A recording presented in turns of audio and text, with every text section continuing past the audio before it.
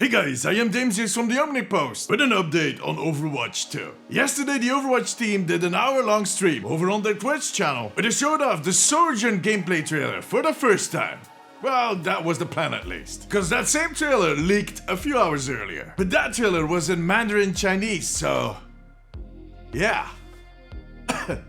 You know, that English trailer didn't make all of her actual abilities any clearer. And to be honest, the Q&A afterwards didn't help much either. But luckily there was a news post that went up on the website explaining all of it. As was to be expected, the information was somewhat limited. We didn't get any cooldowns or numbers, but that is going to evolve over the next few weeks anyways. And it seems I was pretty close with my interpretation of the leaked trailer yesterday. See, her main weapon is the railgun that does indeed have a rather big clip. Shooting targets with that main projectile shot will charge the weapon's energy that can be used to set off her secondary fire shot, which is a more precise hit scan type shot that does more damage depending on the energy level of the gun. The shot will consume all of the weapon's energy. Her shift ability is the power slide that can be cancelled, as we saw in a high jump. So the slide is not a passive like Baptiste's exo boots. Question is, what will be the cooldown on that ability? Her E ability is called DISRUPTOR shot, which is the light grav as I called it yesterday. It slows enemies down and indeed does damage over time. Her ult is called OVERCLOCK. That would be a good metal track.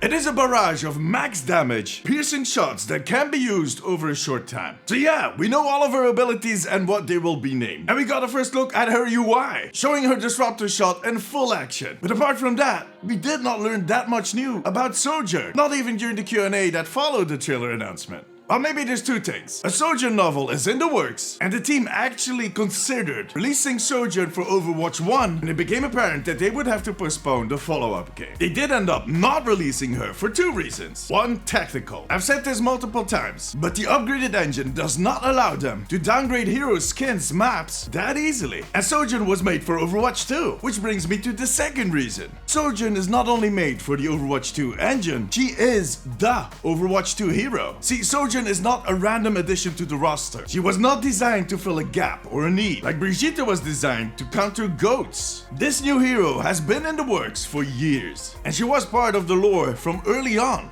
maybe even the start. She was part of the original Overwatch team, but as we saw in her origin story, she stepped away and did her own thing after Overwatch was disbanded. And her return is an important part of what will drive the story in Overwatch 2 forward. So releasing her in Overwatch 1 would have diminished that impact. On top of that, and more importantly, they wanted to get her right. She needed to be perfect. And I'm not only talking about her abilities. She is the first Afro-American, Afro-Canadian woman in Overwatch. And while not everybody seems to get this, it is important. Overwatch prides itself on being an inclusive game. Players seeing themselves represented in the game and in its characters is important to the team and to a lot of the players. And this being a part of their philosophy does not take away anything from anyone. It just adds a lot of value for a group of specific people. So let's not forget that. But in the end, Sojourn is a pivotal hero. Not only does she bring a new flavor with her ability kit, she also sets a new standard when it comes to character development. But above all, her introduction closes down the era of Overwatch 1, and she kicks off a new story. A story that will be unfolded over the next few years. You could say that her announcement was the official start of Overwatch 2. I'll talk more about what we can expect in the next few months from the beta during this week's Omnic recap video, which will be out on Sunday, so stay tuned. Now, what do you think about Sojourn and all of her abilities? Let me know in the comments below. And make sure to subscribe for more updates on Overwatch.